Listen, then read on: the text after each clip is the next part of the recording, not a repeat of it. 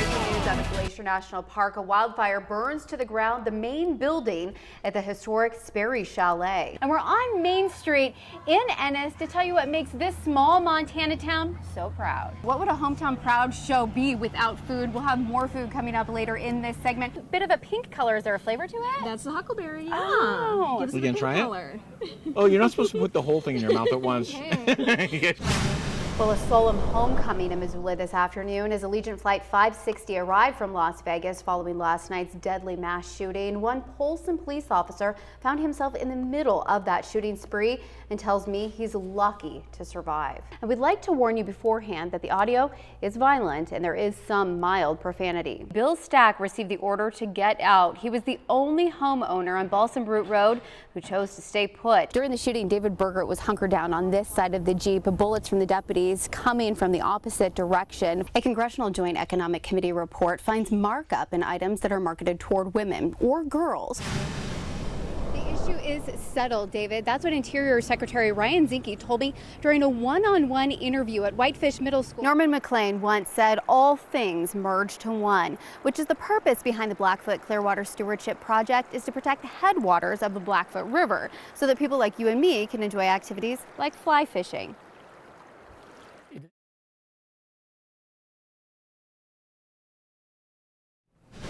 Well, David, the sun is shining on the small town of Three Forks, Montana today. At least that was the song that was played as people were ushered into the Three Forks High School gymnasium earlier today for the funeral processions of the late Broadwater County Sheriff's Deputy Mason Moore. That song, "You Are My Sunshine."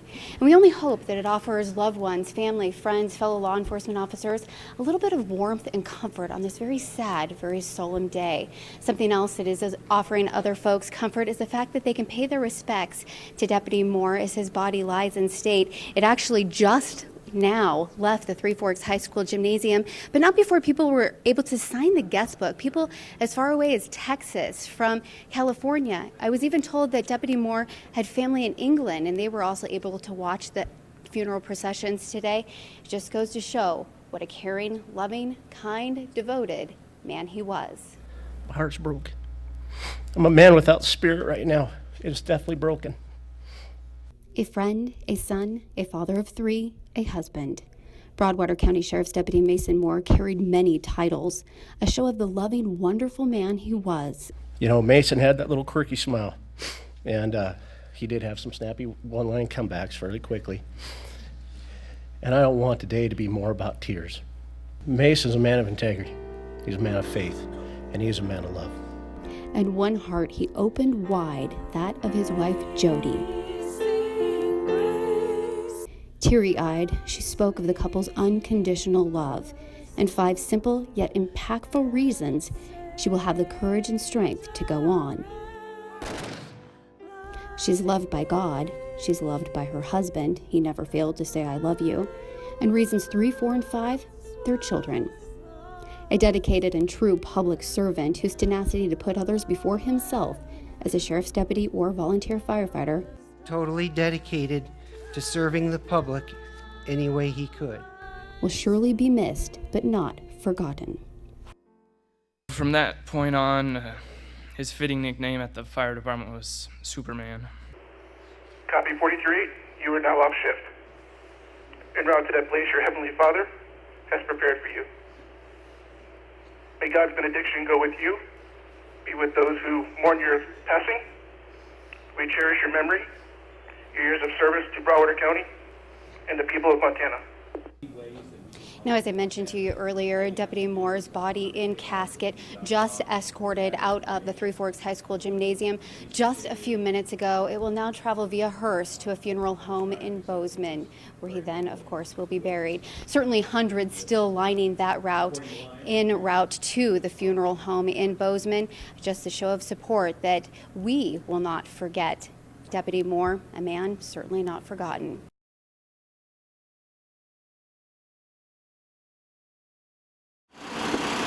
Larry Speakermeyer gets ready to get behind the wheel of this big rig. It's awesome. He's carrying a precious load for the whole nation to see. The People's Tree. To be able to represent Montana was such an honor. Some assume the journey to our nation's capital begins here. But traveling with this tree is no easy feat. It first must be prepped for the 3,400-mile trek across the country. Just a week ago, the Capitol Christmas tree stood 81 feet tall. Now, with a wingspan of 35 feet, it lays cradled on the bed of a whitewood semi-truck in Libby. So it has to basically fit into an 8-foot by 8-foot box. So it's going to be challenging. Rob Maluvac and a team with the Kootenai National Forest have to work their magic. The tree's first stop is an airplane hangar in Libby, where crews will spend days flattening and tightening its limbs. We'll be trying to pull them gradually over the course of a couple days. Lots of straps and some time and patience. 5 days later, the tree, snuggled in tight, is ready to hit the road. And then we're off and running from there. So we've got 20 places all across the country that we're stopping, and the party begins. Well, the Capitol Christmas tree is officially on the move, and inside this sleigh, one of the safest drivers you'll ever find. All right, go ahead, Nathan. We're ready to roll. He's been a truck driver for 49 years, but this is Larry's trip of a lifetime. The 70-year-old Plains resident is charged with driving this year's Capitol Christmas tree from the Kootenai National Forest to the U.S. Capitol's West Front lawn. I couldn't believe that they chose me to do this. Choose Outdoors is a nonprofit assisting the U.S. Forest Service with the transport of the tree. Choose Outdoors chose Whitewood Transport, Larry's employer, for the journey. Larry's boss says the decision to put him behind the wheel was an easy one to make. And certainly we have one of the greatest drivers with Larry Spiekemeyer, his 1.6 million accident-free miles. They started talking about the driving record and Whitewood's safety record here with us. Larry has also placed 6th in the National Truck Driving Championships and has been named Motor Carriers of Montana's Driver of the Year twice. It's this experience in safe driving that is leading to a smooth ride on the road. Wow, this is a pretty smooth ride. Not your ordinary truck. And this is not the truck Larry ordinarily drives cross country. That's usually a Western Star. Heavier suspension and heavier components, so it's not quite as smooth a ride as this.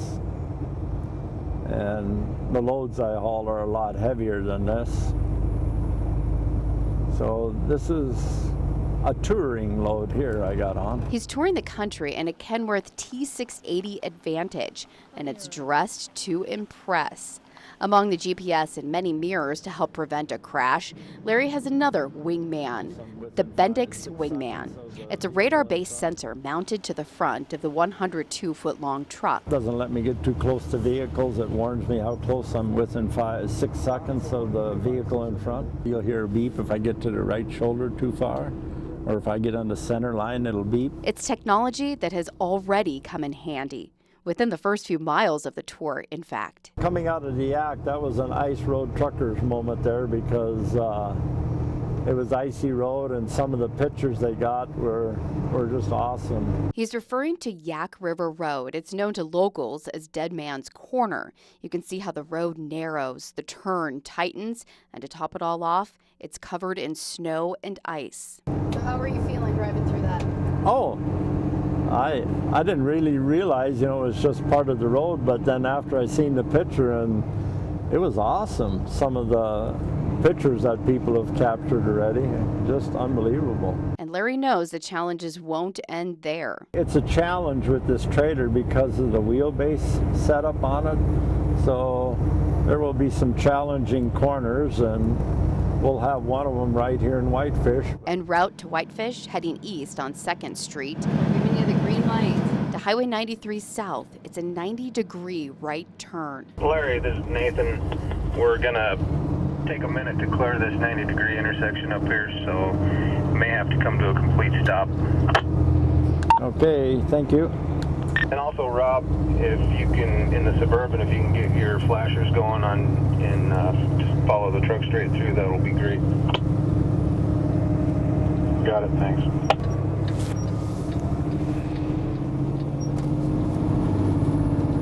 How do you feel about that? It was a corner, just like we thought. A challenging turn. Feel a little relaxed, like, ooh. we got around it.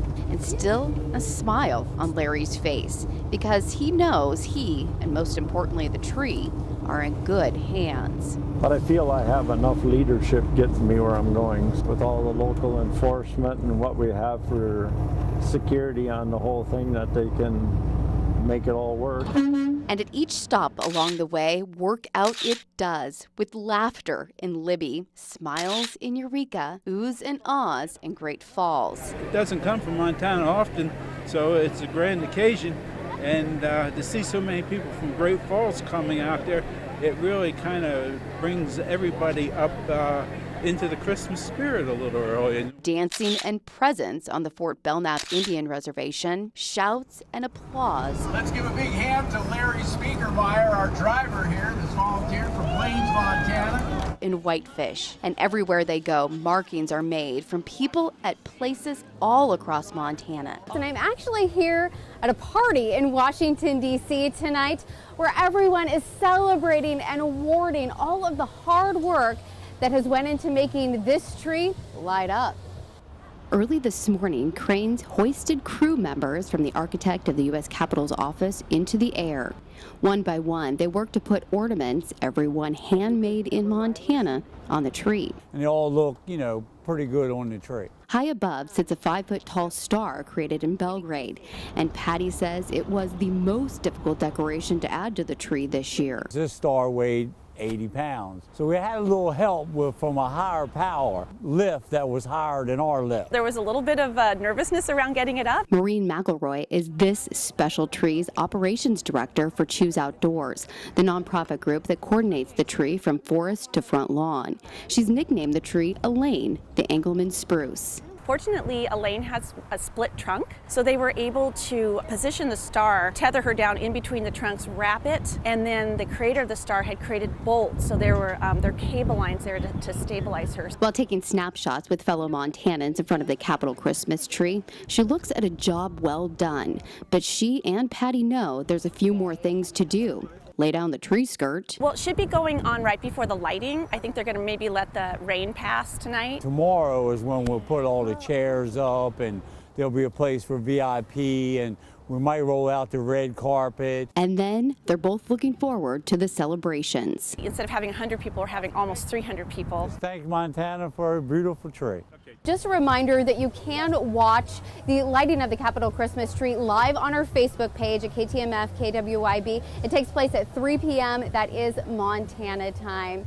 Just take a minute to see how beautiful this tree is behind me. Isn't it gorgeous? It shines so bright. It certainly makes you pause and just absorb the holiday spirit that was sparked in Montana. And just before the flipping of the switch, the message during the lighting ceremony for the 2017 Capitol Christmas tree was made clear by every dignitary who spoke. Beauty of the big sky. That really was the slogan for the night. Senator John Tester, the sponsor of the tree, when he stood proudly at the podium, said it's no wonder this tree came from the Treasure State. Traveling all across this nation, from the Kootenai National Forest in northwest Montana, this tree symbolizes our state's incredible natural resources. It is also a symbol of strong, hardworking Montanans.